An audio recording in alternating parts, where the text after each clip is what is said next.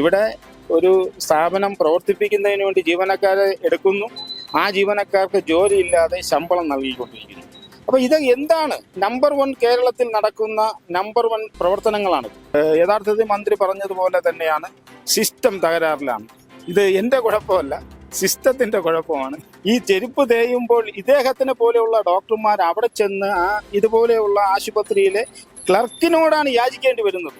ഒരു സൂപ്രണ്ടിനോടോ പ്രിൻസിപ്പാളിനോടോ അല്ല യാചിക്കേണ്ടത്. ഒരു ക്ലർക്ക് ആ ഫയൽ എടുത്ത് ഒന്ന് കളക്ടറേറ്റിൽ വിട്ട് അവിടെ നിന്നൊന്ന് പാസ്സാക്കി എടുക്കാൻ. പണ്ട് നമ്മുടെ ശൈലജ ടീച്ചറെ പുറത്താക്കി നമ്മുടെ ആരോഗ്യമന്ത്രി വീണ ജോർജ് അധികാരത്തിലേൽക്കുമ്പോൾ എന്താണ് ഇനി സംഭവിക്കാൻ പോകുക എന്നൊരു ഭയം ജനങ്ങൾക്കുണ്ടായിരുന്നു. ആ ഒരു ഭയം ഇന്നും നിലനിൽക്കുകയാണ്. എന്താണ് ഇപ്പോഴത്തെ ആരോഗ്യ വകുപ്പിന്റെ അവസ്ഥ എന്ന് ഒന്ന് ചിന്തിച്ചു നോക്കും. അതിനുള്ള ഏറ്റവും വലിയ ഉദാഹരണം തന്നെയാണ് ഇപ്പോൾ ഉള്ളത്. ഞാനിപ്പോൾ ഉള്ളത് മെഡിക്കൽ കോളേജിന് മുൻപിലാണ്, ദന്തൽ കോളേജിന് മുൻപിലാണ്. ഇവിടെ ഇപ്പോഴും HDS മെഡിക്കൽസ് എന്ന് ഇത് തുടങ്ങിയിട്ട് 1 വർഷത്തോളമായിരിക്കുന്നു. ഉദ്ഘാടനത്തിന് ശേഷം ഇവിടേക്ക് ആരും തന്നെ തിരിഞ്ഞു നോക്കിയിട്ടില്ല, അല്ലെങ്കിൽ ഇത് പ്രവർത്തിച്ചിട്ടില്ല എന്നാണ് ഇപ്പോൾ പുറത്തു വരുന്ന വിവരം. എന്തായാലും ഈ ഒരു വിഷയവുമായി ബന്ധപ്പെട്ട് നമുക്കൊപ്പം സംസാരിക്കാൻ വേണ്ടി എത്തുന്നത് കോൺഗ്രസ് നേതാവായിട്ടുള്ള ശ്രീകുമാറാണ്. അദ്ദേഹത്തോട് തന്നെ നമുക്ക് കൂടുതൽ കാര്യങ്ങൾ ചോദിച്ചറിയാം. ഇത് തുടങ്ങിയതിനു ശേഷം HDS മെഡിക്കൽസ് ആ ഒരു ഉദ്ഘാടനത്തിന് ശേഷം പിന്നീട് ഇത് പ്രവർത്തിച്ചിട്ടില്ല, അതിന് വേണ്ട കാര്യങ്ങളൊന്നും സർക്കാർ ചെയ്തിട്ടില്ല എന്നാണോ പറയുന്നത്? ഇത് നമ്മുടെ സംസ്ഥാനത്തെ ഒരു പ്രൈമറി ആരോഗ്യ കേന്ദ്രം ആരംഭിച്ചാൽ അവിടെ സ്വന്തമായ ഒരു ഫാർമസി ഉണ്ടാവും. കാര്യം അവിടുത്തെ വരുന്നവർക്ക് ചെറിയ ചെറിയ അസുഖങ്ങൾക്കെങ്കിലും 1 രൂപയുടെ പാരസെറ്റമോളെങ്കിലും കൊടുക്കാനുള്ള ഒരു ഫാർമസി ഉണ്ടാവും. ഫാർമസി ഉണ്ടാവണം എന്നുള്ളത് നിയമത്തിലും പറയുന്ന ഒരു കാര്യമാണ്. ചെറിയൊരു ക്ലിനിക്കോ ഒരു സ്വകാര്യ സ്ഥാപനമോ എന്ത് തന്നെ ആരംഭിച്ചാലും അവിടെ ഒരു ഫാർമസി വേണം. ഇത് തിരുവനന്തപുരത്തെ ഡെന്റൽ കോളേജാണ്. 50 വർഷത്തിലധികം പാരമ്പര്യമുള്ള കോളേജാണ്. അപ്പോൾ ഈ കോളേജിൽ ഈ 50 വർഷം കൊണ്ടും ഒരാളിന് സൗജന്യമായി ഒരു ഗുളിക പോലും കൊടുത്തിട്ടില്ല എന്ന് വ്യക്തമാവുകയാണ്. ഇതിനകത്തൊരു ഫാർമസി ഇല്ല. അപ്പോൾ ഞാൻ ഇവിടുത്തെ ആശുപത്രിയുടെ വികസന സമിതി അംഗമായിരുന്നു 10-15 കാലഘട്ടത്തിൽ. അന്ന് തന്നെ ഉള്ള ഒരു ആവശ്യമാണ്, HDSന് ഗവൺമെന്റ് സ്വന്തം നിലയ്ക്ക് ഒരു ഫാർമസി ആരംഭിക്കുന്നില്ലെങ്കിൽ ആശുപത്രി വികസന സമിതി സ്വന്തം നിലയ്ക്ക് ആ ഒരു ഫാർമസി ആരംഭിച്ച് പാവപ്പെട്ട ജനങ്ങൾക്ക് കുറഞ്ഞ നിരക്കിൽ, ഇവിടെ സൗജന്യമായി കൊടുക്കാൻ കഴിയില്ല. കാര്യം ഇവര് ആശുപത്രി വികസന സമിതിയുടെ കീഴിലാണ്, സർക്കാർ സൗജന്യ മരുന്ന് കൊടുക്കുന്നതല്ല. അപ്പോൾ ആ തരത്തിൽ കുറഞ്ഞ വിലയ്ക്ക്, ഏറ്റവും കുറഞ്ഞ വിലയ്ക്ക് പാവപ്പെട്ട രോഗികൾക്ക് മരുന്നുകൾ ലഭ്യമാക്കണം. അങ്ങനെ ഒരു ആശയം 2010 തന്നെ ആശുപത്രി വികസന സമിതി യോഗത്തിൽ വെക്കുകയും അത് കാലങ്ങളോളം നീണ്ടുപോയി. അത് നടപ്പാക്കാൻ കഴിയാതെ കഴിഞ്ഞ വർഷമാണ് ഇത് യാഥാർത്ഥ്യമാവുന്നത്. അതിൽ തന്നെ ഡേറ്റ് എഴുതിയിട്ടുണ്ട്. 22/7/24 അന്നത്തെ ഇവിടുത്തെ MLA ഉദ്ഘാടനം ചെയ്തതാണ്. അന്ന് ഉദ്ഘാടനം ചെയ്ത ആ ദിവസം മാത്രം തുറന്നു പ്രവർത്തിച്ചു. അത് കഴിഞ്ഞിപ്പോൾ 14 മാസമാകുകയാണ്. ഈ 14 മാസം കൊണ്ട് ഇതിങ്ങനെ അടച്ചിട്ടിരിക്കുകയാണ്. അപ്പോൾ എന്തിനു വേണ്ടിയാണ് ഇത്രയും അധികം പണം ചിലവാക്കി ഇവിടെ ഷെൽഫും മറ്റു കാര്യങ്ങളും ഒക്കെ സജ്ജീകരിച്ചു, ഫ്രിഡ്ജ് ഉൾപ്പെടെ? അപ്പോൾ ആ പണം വെറുതെ നഷ്ടപ്പെട്ടു പോവുകയാണ്. പാവപ്പെട്ട ജനങ്ങൾക്ക് ഒരു ഗുണവും ഇല്ലാതായി പോവുകയാണ്. അതേസമയം അതിനുവേണ്ടി നിയമിച്ച ഫാർമസിസ്റ്റിന് കഴിഞ്ഞ 10-15 മാസം കൊണ്ട് ശമ്പളം കൊടുത്തുകൊണ്ടിരിക്കുകയാണ്. അപ്പോൾ ഇവിടെ ഒരു സ്ഥാപനം പ്രവർത്തിപ്പിക്കുന്നതിന് വേണ്ടി ജീവനക്കാരെ എടുക്കുന്നു, ആ ജീവനക്കാർക്ക് ജോലിയില്ലാതെ ശമ്പളം നൽകിക്കൊണ്ടിരിക്കുന്നു. അപ്പോൾ ഇത് എന്താണ് നമ്പർ 1 കേരളത്തിൽ നടക്കുന്ന നമ്പർ 1 പ്രവർത്തനങ്ങളാണിത്. ഇത് എനിക്ക് തോന്നുന്നു അവരുടെ പാർട്ടിക്കാർക്ക് നിയമനം കൊടുക്കുന്നു, അവരുടെ പാർട്ടിക്കാർക്ക് ജോലി ചെയ്തില്ലെങ്കിലും ശമ്പളം കൊടുക്കുന്നു. പക്ഷേ ഇതൊന്നും ചോദിക്കാനോ പറയാനോ ആരുമില്ലാത്തൊരു സാഹചര്യമാണ്. ഞാൻ ഇതിനെ സംബന്ധിച്ച് മുഖ്യമന്ത്രിക്ക് പരാതി മെയിൽ ചെയ്തിട്ടുണ്ട്. ഈ അടുത്ത കാലത്തായിട്ട് മുഖ്യമന്ത്രി ജനങ്ങൾക്കൊപ്പം എന്ന പരിപാടിയിൽ ഞാൻ ഫോണിൽ വിളിച്ചും ഈ കാര്യം പറഞ്ഞു. ഒരു 3-4 ദിവസം മുമ്പ് കാര്യം പറഞ്ഞു. പക്ഷേ അതിന് നടപടി ഉണ്ടായിട്ടില്ല. അപ്പോൾ നടപടി ഉണ്ടായെങ്കിൽ ഈ എത്രയും പെട്ടെന്ന് തുറന്ന് പ്രവർത്തിക്കുമായിരുന്നു. അപ്പോൾ എത്രയും പെട്ടെന്ന് ഇത് തുറന്ന് പ്രവർത്തിക്കണം. അല്ലാത്ത സംവിധാനത്തിൽ ഇതൊരു അഴിമതിയാണ്. ശമ്പളം മാത്രം നൽകിക്കൊണ്ട് ജീവനക്കാരെ ഇവിടെ വെറുതെ നിലനിർത്തുകയാണ്. അപ്പോൾ ഇത് പാവപ്പെട്ടവന് സൗജന്യ നിരക്കിൽ കൊടുക്കണം. അത് മാത്രവുമല്ല, ഒരു ഫാർമസി ഗവൺമെന്റിന്റെ സൗജന്യ മരുന്നുകൾ കൂടി ഈ ഫാർമസി ഇവിടെ നൽകാനുള്ള നടപടി കൂടി ഗവൺമെന്റ് ഭാഗത്ത് ഉണ്ടാകണം എന്നുള്ളതാണ് ഇതിനെക്കുറിച്ച് പറയുക. സർക്കാരിന്റെ മെഡിക്കൽ കോളേജിൽ പലതരത്തിലുള്ള അനാസ്ഥകളാണ് ഇപ്പോൾ നടന്നുകൊണ്ടിരിക്കുന്നത്. ഇപ്പൊ നമ്മൾ വരുന്ന സമയത്ത് തന്നെ ഇവിടുത്തെ സിസ്റ്റർമാരൊക്കെ ഒരു സ്ട്രൈക്കിന് വേണ്ടി നിൽക്കാൻ പോവുകയാണ് എന്നുള്ളൊരു വാർത്ത കൂടി വന്നല്ലോ. എന്താണ് അത് സംശയം? നിങ്ങൾ ഇവിടെ വരുമ്പോൾ ഇവിടെ പെൺകുട്ടികളും പഠിക്കുന്ന മറ്റ് വിദ്യാർത്ഥികളും എല്ലാം റോഡിലിറങ്ങി നിൽക്കുകയാണ്. അവർ വലിയൊരു പ്രതിഷേധത്തിലാണ്. അപ്പൊ നമ്പർ 1 കേരളത്തിൽ ഈ മെഡിക്കൽ കോളേജുകൾ, ഇത് ദന്തൽ കോളേജാണ്. ഈ ദന്തൽ കോളേജിൽ പഠിക്കുന്ന വിദ്യാർത്ഥികൾ, അത് ഡോക്ടറായാലും മറ്റു ടെക്നിക്കലായാലും, ഇവർക്കൊന്നും തന്നെ ഇവിടെ താമസ സൗകര്യമില്ല. ഇത് 100, 120, 150 ഏക്കർ ഉള്ള ഒരു സ്ഥലമാണ്, ഈ ക്യാമ്പസാണ്. ഈ ക്യാമ്പസിൽ ഈ വിദ്യാർത്ഥികൾക്ക് ഹോസ്റ്റൽ ഇല്ല. ഈ ഹോസ്റ്റലിൽ മറ്റ് MBBSന്റെ മറ്റ് വിദ്യാർത്ഥികൾക്കൊപ്പമാണ് ഇവരെ കൂടി അവരുടെ റൂമുകളിൽ അക്കോമഡേറ്റ് ചെയ്യുകയാണ്. അവരുടെ ഒരു സൗജന്യത്തിന് ദയവിനും വേണ്ടി അങ്ങ് ചെയ്യുകയാണ്. പക്ഷെ അവർക്ക് അത് സാധിക്കുന്നില്ല എന്നുള്ള ഒരു കാര്യം. അതുമാത്രവുമല്ല, ഇവര് മറ്റ് വാടകയ്ക്ക് വീടുകൾ എടുത്താണ് പലപ്പോഴും താമസിക്കുന്നത്. അപ്പൊ അങ്ങനെ താമസിക്കുന്ന സ്ഥലങ്ങളിൽ നിന്ന് അവരെ മാറിപ്പോവാൻ നിരവധി നാളുകളായി പറയുകയാണ്. അപ്പോൾ ഇന്ന് ഞാൻ മനസ്സിലാക്കുന്ന, ഇന്ന് ഇവിടെ വന്നപ്പോൾ കാണുന്നത് കുട്ടികളൊക്കെ കരഞ്ഞുകൊണ്ട് നിൽക്കുകയാണ്. നാളെ അവരുടെ സാധനങ്ങൾ എടുത്ത് പുറത്തെറിഞ്ഞ് അവിടുന്ന് പറഞ്ഞു വിടും എന്നാണ് ഈ വീട്ടുടമസ്ഥർ പറഞ്ഞിരിക്കുന്നത്. അപ്പൊ ആ ഒരു ദയനീയമായ ഒരു സാഹചര്യം, ഈ ദന്തൽ കോളേജിലെ വിദ്യാർത്ഥികൾക്ക് ആവശ്യമുള്ള താമസ സൗകര്യമില്ല, അവർക്കുള്ള ഭക്ഷണ സംവിധാനമില്ല. അപ്പൊ ഇത്രയും ദയനീയമായ സാഹചര്യത്തിലാണ് നമ്പർ 1 കേരളത്തിലെ ആരോഗ്യരംഗം പോകുന്നത് എന്ന് നമുക്ക് വീണ്ടും വീണ്ടും ആവർത്തിച്ച് പറയേണ്ടി വരികയാണ്. ആരോഗ്യരംഗത്തിന്റെയോ അല്ലെങ്കിൽ സർക്കാരിന്റെയോ മുന്നിൽ ഒരു ലേഖനം ഒന്നും വെച്ചില്ലേ? തീർച്ചയായിട്ടും ഇതിനെക്കുറിച്ച് ആരോഗ്യമന്ത്രിക്ക് നല്ല വ്യക്തമായ ധാരണയുണ്ട്. നിരവധി തവണ വിദ്യാർത്ഥികളും മറ്റ് സംഘടന ഞങ്ങളെപ്പോലുള്ളവരും ഒക്കെ നിരന്തരമായ നിവേദനങ്ങൾ ഇതിനെ സംബന്ധിച്ച് നൽകിയിട്ടുണ്ട്.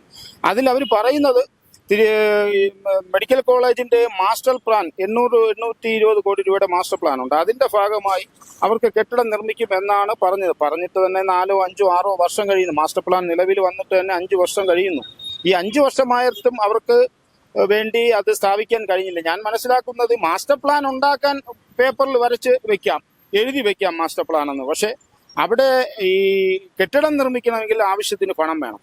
ഈ മാസ്റ്റർ പ്ലാന്റെ ഭാഗമായിട്ടുള്ള വർക്കുകളെല്ലാം തന്നെ ഇവിടെ നടത്തിക്കൊണ്ടിരിക്കുന്ന കിഫ്ബി വഴിയുള്ള ഫണ്ട് വഴിയാണ് നടത്തിക്കൊണ്ടിരിക്കുന്നത്. ഈ കിഫ്ബിയിൽ യഥാർത്ഥത്തിൽ തിരുവനന്തപുരം മെഡിക്കൽ കോളേജിന്റെ വികസനത്തിന് വേണ്ടിയുള്ള ഫണ്ട് അതിലില്ല. നമ്മുടെ 14, 15, 16, 17 വാർഡുകൾ ഇടിച്ചിട്ടിട്ട് 3 വർഷം കഴിഞ്ഞു. ഇപ്പോഴാണ് അതിന്റെ പ്രവർത്തനം നിർമ്മാണം ആരംഭിക്കുന്നത്. അത്രയും കാലവും ആ ഫണ്ട്, കേന്ദ്ര സർക്കാരിന്റെ ഫണ്ട് കൂടി അതിനകത്തുണ്ടായിട്ടും കിഫ്ബിയിലെ ഫണ്ട് ഉപയോഗിച്ച് 6 നില 7 നില കെട്ടിടം നിർമ്മിക്കുമെന്ന് പറഞ്ഞ് അത് 1 നില കൂടെ കുറച്ച്, ഫണ്ടില്ലാത്തതുകൊണ്ട് 1 നില കൂടെ കുറച്ചാണ് ഇപ്പോൾ നിർമ്മാണം തുടങ്ങാൻ പോകുന്നത്. അപ്പോൾ ഈ സാഹചര്യത്തിലാണ് മാസ്റ്റർ പ്ലാനിൽ 820 കോടി ഉണ്ടെന്ന് മന്ത്രി നിയമസഭയിലും മാധ്യമങ്ങൾക്ക് മുമ്പിലും ഒക്കെ വന്ന് വളരെ വിളമ്പാറുണ്ട്. ഈ വിളമ്പുമ്പോൾ ഇത് എവിടെ നിന്നാണ് ഈ ഫണ്ട്, എവിടെ ഫണ്ട് ഉണ്ട് എന്നുള്ള കാര്യം മന്ത്രിക്കും അറിയില്ല, ഈ ഉദ്യോഗസ്ഥർക്കും അറിയില്ല, നാട്ടുകാർക്കും അറിയില്ല. എന്നെ പോലെയുള്ള പൊതുപ്രവർത്തകർക്ക് കൃത്യമായി അറിയാം. വർഷങ്ങളായി ഇതുമായി ബന്ധപ്പെട്ട് എനിക്കറിയാം, കിഫ്ബിയിൽ പണമില്ല. അപ്പോൾ ഈ 800 കോടിയിൽ ഏകദേശം 140 കോടി രൂപയുടെ പ്രവർത്തനം ഈ 7-8 വർഷം കൊണ്ട് നടന്നിട്ടുണ്ട്. ബാക്കിയെല്ലാം ജലരേഖ പോലെയാണ്. അവിടെ 820 കോടി രൂപയുടെ പ്രോജക്റ്റിൽ ഈ ദന്തൽ കോളേജിലെ വിദ്യാർത്ഥിനികൾക്കുള്ള ഹോസ്റ്റലും അതിലുണ്ട്. അത് എന്ന് യാഥാർത്ഥ്യമാകും എന്ന് ചോദിച്ചാൽ നമുക്ക് ദൈവം തമ്പുരാന് പോലും പറയാൻ പറ്റൂല. യഥാർത്ഥത്തിൽ മന്ത്രി പറഞ്ഞതുപോലെ തന്നെയാണ്, സിസ്റ്റം തകരാറിലാണ്. ഇത് എൻ്റെ കുഴപ്പമല്ല, സിസ്റ്റത്തിന്റെ കുഴപ്പമാണ്. അപ്പോൾ ആരോഗ്യമന്ത്രിക്ക് എന്ത് വീഴ്ച വന്നാലും സിസ്റ്റം തകരാറിലായി, സിസ്റ്റത്തിന്റെ കുഴപ്പം കൊണ്ട് സംഭവിച്ചു എന്ന് പറഞ്ഞ് തടിയൂരാം. പക്ഷെ നാളെ തിരുവനന്തപുരം ദന്തൽ കോളേജിലെ വിദ്യാർത്ഥികൾ തെരുവിലിറങ്ങിയാണ്. അവർക്ക് കിടക്കാൻ സ്ഥലമില്ല, അവർക്ക് പഠിക്കുവാൻ, രാത്രികാലങ്ങളിൽ പഠിക്കുവാൻ സ്ഥലമില്ലാതാവുകയാണ്. ഈ പരിസരത്തെ വാടക കെട്ടിടങ്ങൾ നിരവധിയായ കൊള്ള വാടക കൊടുത്താണ് അവർ ജീവിക്കുന്നത്. കൊള്ള വാടകയാണ് അവരുടെ ഭക്ഷണത്തിന്. അപ്പോൾ ഈ തരത്തിൽ ഇവിടെ നാഥനില്ല കളരിയായി മാറിയിരിക്കുന്നു. തിരുവനന്തപുരത്ത് എനിക്ക് തോന്നുന്നു, തിരുവനന്തപുരം ചുറ്റുമുള്ള പ്രദേശത്ത് ദന്തൽ കോളേജ് അധികമൊന്നുമില്ല.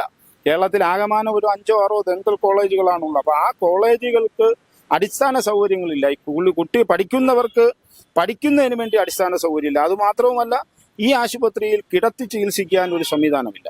ഇത് വളരെ വർഷങ്ങളായുള്ള പരാതിയും അപേക്ഷകളും കൊടുത്ത് പൊതുപ്രവർത്തകർ മടുത്തിരിക്കുകയാണ്. അങ്ങനെ അതിന്റെ അടിസ്ഥാനത്തിൽ ഉമ്മൻചാണ്ടി സർക്കാർ ഇരുന്ന സമയത്ത് ഇതിന്റെ പുറകുവശത്ത് ഒരു കെട്ടിടത്തിന്, കിടത്തി ചികിത്സയ്ക്ക് വേണ്ടി ഒരു കെട്ടിടത്തിന് അനുവാദവും പണവും അനുവദിച്ചെങ്കിലും അത് കഴിഞ്ഞ് അടുത്ത ഗവൺമെന്റ് 5 വർഷം വന്നപ്പോഴും അത് പ്രവർത്തിച്ചില്ല. തുടർന്നുള്ള ഗവൺമെന്റ്, പിണറായിയുടെ 2ാം ഗവൺമെന്റ് വന്നപ്പോഴാണ് അതിന്റെ പ്രവർത്തനം ആരംഭിക്കാൻ കഴിയും. ഉമ്മൻചാണ്ടി സാറിന്റെ ഗവൺമെന്റ് അനുവദിച്ചതാണ്. എന്നിട്ട് പോലും 5 വർഷം വെറുതെ പോവുകയാണ്. അപ്പോൾ ആ കിടത്തി ചികിത്സയ്ക്കുള്ള സംവിധാനവും പകുതി വഴിക്ക് നിൽക്കുകയാണ്. അപ്പോൾ ദന്തൽ കോളേജിന്റെ ശോചനീയമായ അവസ്ഥ അതിദയനീയമാണ്. ഇവിടെ വരുന്നവർക്ക് ഡോക്ടർ അവരെ നോക്കുന്നു, കുറിപ്പടി എഴുതി കൊടുക്കുന്നു, എന്നുള്ളതിനപ്പുറം മറ്റു കാര്യങ്ങളൊന്നും ചെയ്യാൻ ഈ ആശുപത്രിയെ സംബന്ധിച്ചില്ല. ഇതിനേക്കാളും ഒരു സ്വകാര്യ ആശുപത്രിയിൽ പോയാൽ ഈ വരുന്ന യാത്രാ ചെലവിന്റെ അത്രയും പണം മതി പാവപ്പെട്ടവർ. ഈ തിരുവനന്തപുരത്തിന്റെ വിവിധ പ്രദേശങ്ങളിൽ നിന്ന് വരുന്ന നൂറുകണക്കിന് പാവങ്ങളാണ് ദന്തൽ കോളേജിൽ ഓരോ ദിവസം വരുന്നത്. അത് കുട്ടികൾ, കൊച്ചു കുട്ടികൾ ഉൾപ്പെടെ.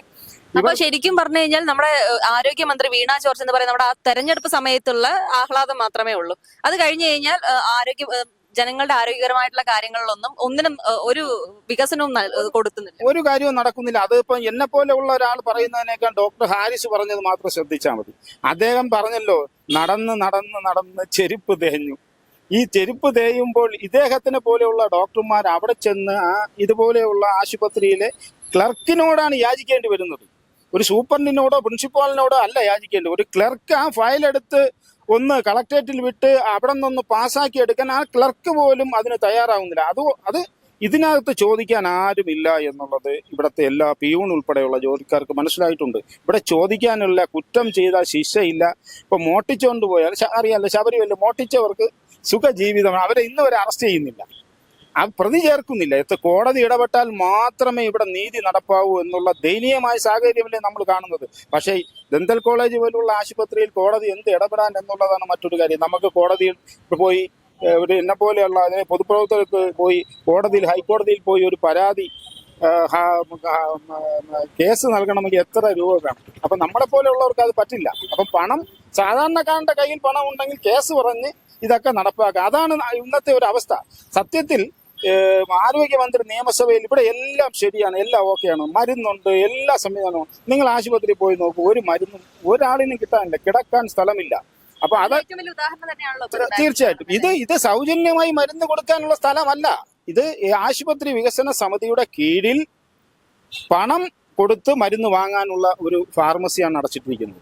അല്ലാതെ സൗജന്യമായി കിട്ടുന്ന ഈ ആശുപത്രി സൗജന്യമായി ഒരു മരുന്നും ഈ ആശുപത്രി ആരംഭിച്ച അന്ന് മുതൽ ഇന്ന് വരെ കൊടുത്തിട്ടില്ല. അത് തന്നെ നിയമവിരുദ്ധമാണ്. അപ്പൊ ഈ മന്ത്രിക്ക് ഒരു കൊച്ചു ഫാർമസി ഇവിടെ ആരംഭിച്ചുകൂടെ? ഈ പല്ലിന്റെ വേദന വരുമ്പോൾ സാധാരണ നിലയ്ക്ക് പാരസെറ്റമോളാണ് നമ്മൾ പനിക്ക് കഴിക്കുമെന്നാണ് നമ്മൾ മുമ്പ് വിശ്വസിച്ചത്. ഞാനിത് മനസ്സിലായി, പാരസെറ്റമോൾ ഈ പെയിൻ കില്ലർ അങ്ങനെ കൊടുക്കാറില്ല. പാരസെറ്റമോൾ വാങ്ങിക്കാൻ എഴുതി കൊടുത്ത് പുറത്തുനിന്നാണ് ഇവിടെ വാങ്ങുന്നത്.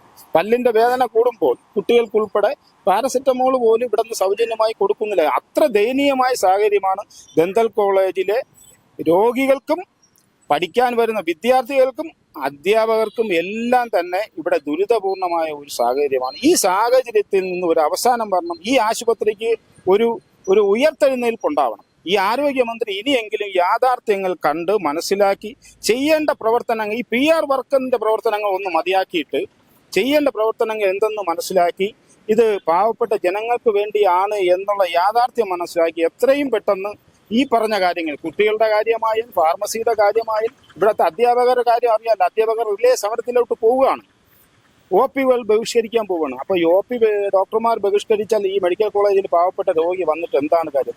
എനിക്ക് തോന്നുന്നു 480ഓളം കോടി രൂപയാണ് ഡോക്ടർമാർക്ക് എത്രയോ വർഷക്കാലമായി അവരുടെ ശമ്പളവും മറ്റുമായിട്ടുള്ള കുടിശ്ശിക കൊടുത്തു തീർക്കാനുള്ളത്. അപ്പൊ ഇനിയെങ്കിലും കണ്ണു തുറന്ന് കണ്ട് പാവപ്പെട്ട രോഗികൾക്ക് വേണ്ടി ഡോക്ടർമാരുടെ ആവശ്യങ്ങളും നിങ്ങൾ കേൾക്കണം, കുട്ടികളുടെ ആവശ്യവും കേൾക്കണം, ഇവിടുത്തെ രോഗികളുടെ ആവശ്യവും കേട്ടുകൊണ്ട് അടിയന്തര നടപടി സ്വീകരിക്കണമെന്ന് വിനീതമായി ഞാൻ അഭ്യർത്ഥിക്കുക.